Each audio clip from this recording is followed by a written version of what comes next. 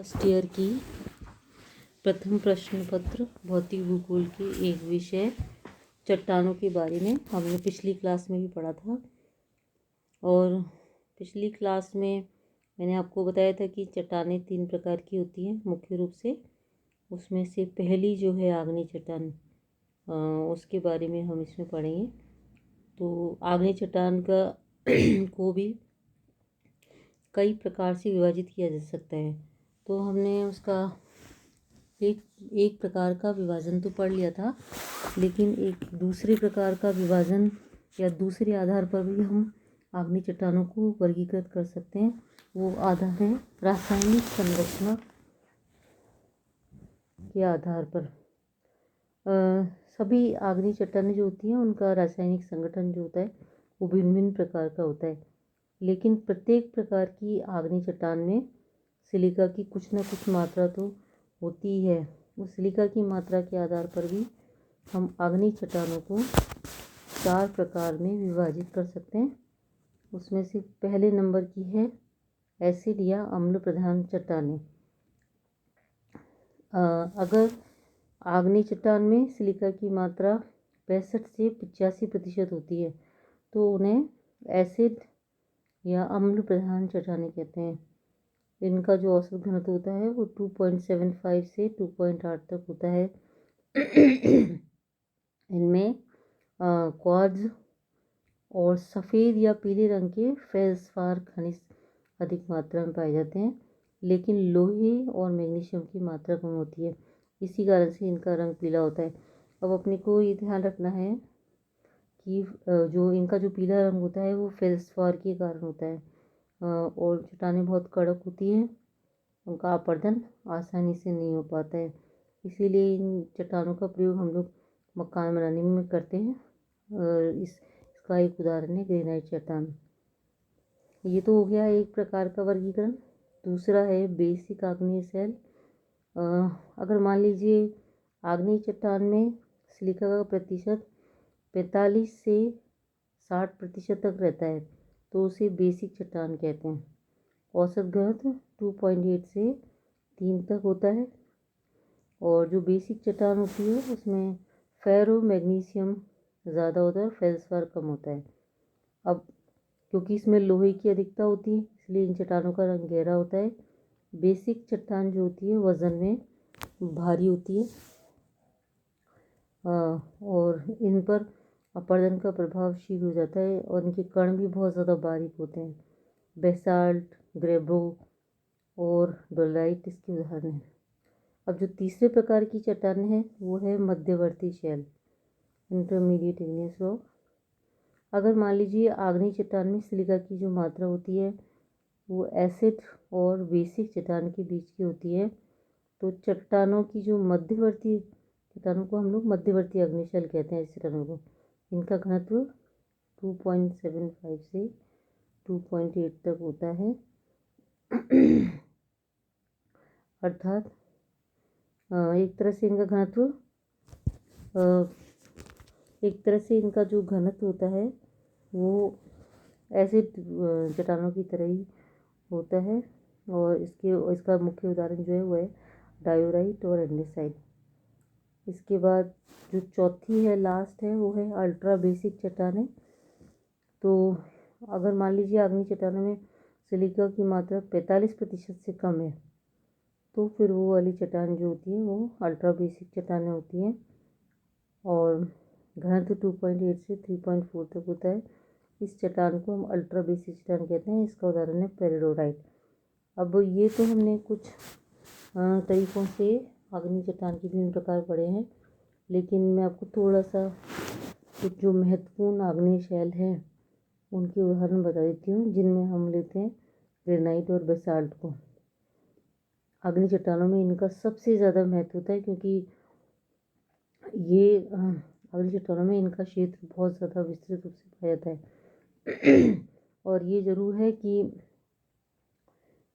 इनके खनिज गुण, रासायनिक गुण, कणों की बनावट, आकार, उत्पत्ति, विस्तार, ये सब अलग अलग होते हैं। अब हालांकि हमारी कोर्स में इतना ज़्यादा नहीं है, फिर मैं थोड़ी सी मुख्य बातें आपको ग्रेनाइट और बेसाल्ट के बारे में बता देती हूँ। जो ग्रेनाइट शैल जो होती है वो आग्नेय शैल का प्रमुख उदाहरण है। इसका निर्माण धरातल के नीचे बहुत ज़्यादा गहराई पर होता है, इसीलिए इस चट्टान को प्लूटोनिक शैल भी कहते हैं। प्लूटोनिक शब्द जो है प्लूटो से लिया गया है, जिसका अर्थ होता है पाताल देवता। पाताल देवता चूँकि ये बहुत अधिक गहराई में पाई जाती है। और ग्रेनाइट को आपको ये जानना चाहिए कि ग्रेनाइट जो है वो मुख्य रूप से क्वार्ट्ज और आर्थोक्लास खनिज से बना होता है, लेकिन इसमें फेल्सपार खनिज सबसे ज़्यादा पाया जाता है। और चूँकि जो ग्रेनाइट चट्टान है वो धरातल के बहुत अंदर होती है, तो ये धीरे धीरे ठंडी होती रहती है, इसलिए इनका आकार जो है, कणों की जो बनावट भी ठीक मतलब जो होती है काफ़ी बड़ी बड़ी होती है, इसलिए इनको मोटे और बड़े कहने वाली आग्नेय शैल भी कहते हैं। इसके अलावा एक बेसाल्ट चट्टानें होती हैं। जो बेसाल्ट चट्टान होती हैं वो बारीक कणों वाली बाह्य आग्नेय शैल है। इनका जवाब धरातल के ऊपरी भाग में ज्वालामुखी उद्गार के समय होता है। और इनमें से जैसे अब मान लीजिए लावा का जमाव ठोस रूप से शीघ्रता से हो जाता है तो उनमें कण मिलते ही नहीं है। तो कुछ ऐसी बेसाल्ट चट्टानें भी होती हैं कि उनमें कण नहीं होते, ऐसी चट्टानों को ग्लासी बेसाल्ट कहते हैं। इसके अलावा इनके जमाव में अगर कुछ समय मिल जाता है तो बारीक कण बन जाते हैं, उन्हें अफेनेटिक बेसाल्ट कहते हैं। और ये जो बेसाल्ट की रासायनिक संरचना में सिलिका की मात्रा 45 से 65% तक होती है। तो ये कुछ थोड़ी सी मुख्य बातें इनके बारे में। अब मैं आपको आग्नेय शैल से संबंधित कुछ आकृतियों के बारे में थोड़ा सा बता देती हूँ। इसके बाद हम दूसरी चट्टानें अवसादी चट्टानों के बारे में पढ़ेंगे, क्योंकि आप प्रथम वर्ष में हैं और प्रथम वर्ष में इतना कुछ पढ़ना ही काफ़ी रहता है। तो जो आग्नेय शैल से कुछ स्थलाकृतियाँ निर्मित होती हैं। तो उनमें से एक होती है, मान लीजिए जैसे अपरदन हुआ, और क्योंकि मैं पहले भी कह चुकी हूँ आपको कि खनिज और कणों के रूप में आग्नेय शैल में बहुत ज़्यादा विषमता पाई जाती है। इसका मतलब ये है कि आग्नेय चट्टानों में अलग अलग खनिज भी कई प्रकार के होते हैं और कण भी कई प्रकार के होते हैं। तो मान लीजिए जैसे ग्रेनाइट आग्नेय शैल जो होती है उसका लगातार अपरदन होता रहता है और अपक्षय का प्रभाव उसमें लंबे समय तक चलता रहता है। अगल बगल की परत जो है उधड़ कर हट जाती है और बीच का भाग उबड़ा हुआ सा नज़र आता रहता है। इस प्रकार की चट्टान को आकृति जो होती है उसको हम एक्सफोलिएशन गुंबद कहते हैं। एक्सफोलिएशन गुंबद कहते हैं। इसके अलावा आप देखिए कि जैसे हमने बात करते हैं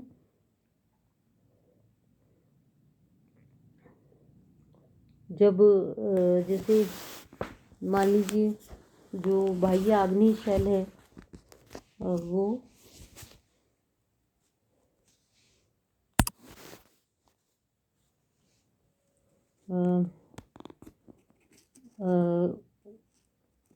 वो क्योंकि पृथ्वी के ऊपरी परतें बनती है, इसीलिए उसमें उसके बाह्य अग्नि शैल जो है जो पृथ्वी के ऊपर के जो स्थल रूप है उनके निर्माण में भी बहुत अपना उसका हाथ होता है, बहुत स्थान निभाती है अपना। तो जैसे मान लीजिए मोटी सी परत लावा की धरातल पे जम जाती है, तो अपरदन जब होता रहता है तो लगातार इनमें नदियों के पानी के कारण कटाव होता रहता है, इससे घाटियाँ बन जाती है। जहाँ जहाँ लावा की परत कठोर होती है वहाँ वो अपरदन से अछूता रह जाता है। तो घाटियों के बीच का भाग जो अपरदन से अछूता रह जाता है उसके ऊपर जो बेसाल्ट या लावा या शेल टोपी होती है, उस आकृति को हम मेसा कहते हैं। मेसा एक स्पेनिश शब्द है जिसका शाब्दिक अर्थ है टेबल या मेज़। ये मेज़ के आकार का होता है, मेज़ के आकार का होता है। और कोलोराडो के प्रांत में ग्रांड मेसा अभी तक भी पाई जाती है। इसके अलावा यहाँ पर एक रॉटन मेसा भी है। रांची, हमारे भारत में रांची पठार की पश्चिमी पाट प्रदेश में इस प्रकार की मेसा पाई जाती है। और अपर्दन के कारण मेसा का बहुत सारा भाग कट जाता है, उसका आकार छोटा हो जाता है। बहुत ज़्यादा छोटे आकार की जो मेसा होती है उसको हम बूटी कहते हैं। जैसे जो संयुक्त राज्य अमेरिका में एक शिप रॉक है, वो इस तरह की बूटी वो है, इसी तरह की बूटी है। अब हम बात करते हैं अवसादी शैलों की, या जो सेडिमेंट्री रॉक्स हैं उनकी बातें करेंगे हम। तो मेरे ख्याल से थोड़ा सा ये आपको जो आग्नेय चट्टानें हैं वो समझ में आ गई होंगी। अब हम बात करते हैं अवसादी चट्टानों की। जो अवसादी चट्टान होती है उनका निर्माण अवसादों या सेडिमेंट्स के समूहन के फल से होता है।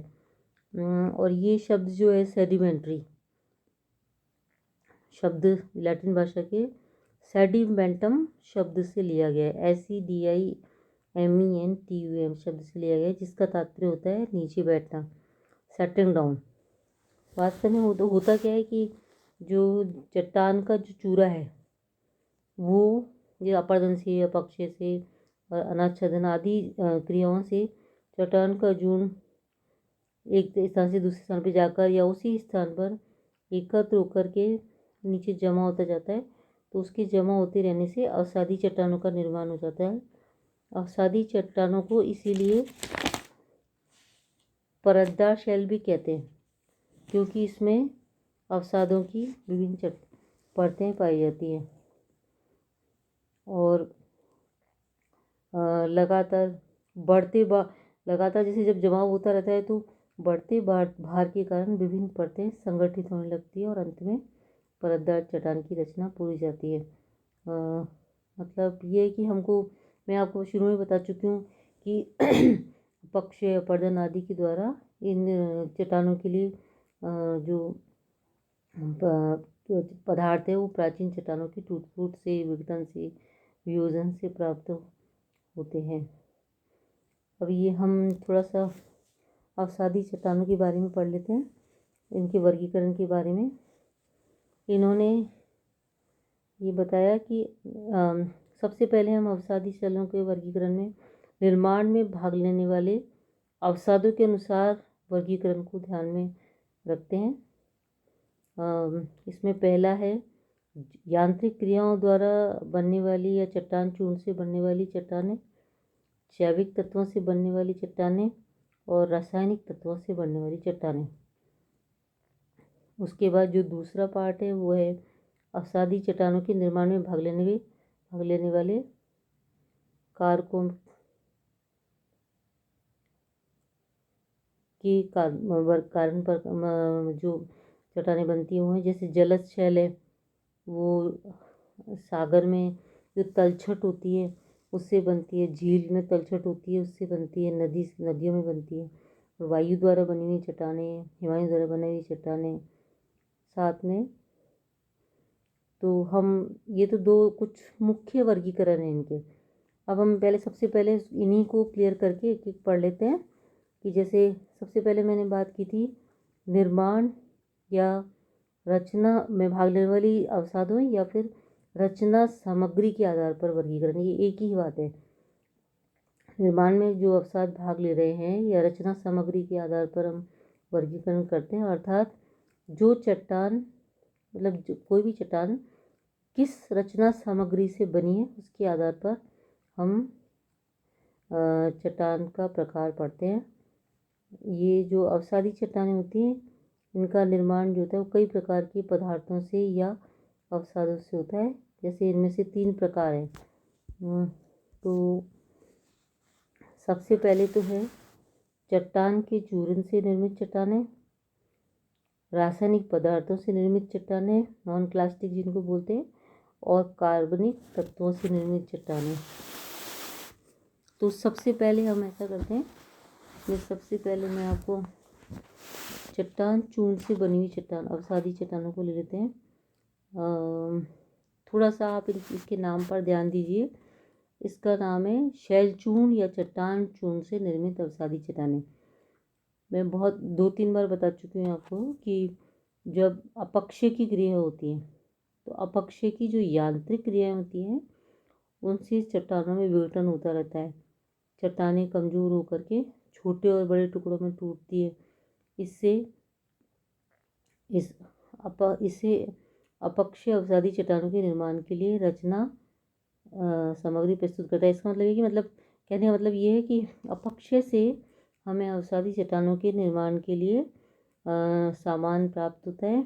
अपर्दन की बहुत सारी कारक हैं, जैसे जल, हवा, हिमनद, सागरीय लहरें। इन पदार्थों को वो ये कारक जो होते हैं वो इन चट्टानों के जो चूरन होते हैं उसको अपनी शक्ति से एक जगह से दूसरी जगह पे ले जाके बिछाते रहते हैं, और परिवहन के दौरान इन पदार्थों में पुनः रगड़ के कारण आकार में अंतर आता रहता है। जब इन पदार्थों का जमाव सागर में, झील में, नदी में होता है तो ऐसे विभिन्न परतें संगठित हो जाती है और इस प्रकार से शैल बन जाती है। इस श्रेणी की चट्टानों में मुख्य हैं बालू का पत्थर, कांग्लोमरेट, सिल्ट, चीका मिट्टी और लॉयस। मेरे ख्याल से ये वाली चट्टान आपके लिए बहुत सरल होगी। चट्टान अपने स्थान पर टूटती फूटती रहती है विभिन्न कारकों से, और एक स्थान से दूसरे स्थान पर जाकर विभिन्न कारकों के द्वारा जमा हो जाती है तो उससे चट्टान बन जाती है। मैंने आपको कुछ उदाहरण भी बता दिए हैं। तो सबसे पहला है, इनमें जो मैंने आपको कुछ उदाहरण दिए हैं उनके बारे में 1-2 लाइनें आपको बता देती हूँ। तो सबसे पहले है जैसे बालू का पत्थर है। बालू का पत्थर का निर्माण को मुख्य रूप से बालू के कणों से होता है। बालू या रेत का निर्माण शक्कर या चीनी के महीन कणों की तरह बारीक कणों के मिलने से होता है, और ये होता है क्वार्ट्ज खनिज से। परिवहन के आधार पर जैसे मान लीजिए इन बालू की कणों का हम एक स्थान से दूसरे स्थान पर जब ये परिवहित होते हैं तो जो साधनों की शक्ति होती है उसके आधार पर इनको 5 भागों में विभाजित कर देते हैं हम लोग। बहुत बड़े कणों वाला, बड़े कणों वाला, मध्यम कणों वाला, बारीक कणों वाला, बहुत बारीक कणों वाला। तो इस प्रकार से जब हम बात करते हैं तो इन चट्टानों की, तो मैं आपको अब दूसरे प्रकार की चट्टान के बारे में बता देती हूँ, कांग्लोमरेट। तो जो कांग्लोमरेट्स हैं वो रेत के साथ, जैसे हमने बात की कि जो पहली जो चट्टान बालू का पत्थर की बात की थी उसमें तो रेत काम करता है। रेत से बनी हुई चट्टानी कणों के उनको चट्टान को हम लोग बालू का पत्थर कहते हैं। और कांग्लोमरेट में रेत के साथ कंकड़ भी मिले होते हैं। जो चिकने हुए गोल आकार वाले पत्थर के टुकड़े होते हैं उनको कंकड़ या पेबल कहते हैं। इनका व्यास 4 मिलीमीटर तक होता है, और बड़े बड़े पत्थर इनके सम्मिश्रण से चीका मिट्टी द्वारा संयुक्त होने पर ग्रेवल का निर्माण होता है। इसके बाद हम लोग लेते हैं चीका मिट्टी और शेल को। जब चट्टान का जो चूरा होता है उसके जो बारीक कण हैं वो किसी स्थान पर जमा हो जाते हैं तो चीका चट्टान का निर्माण होता है।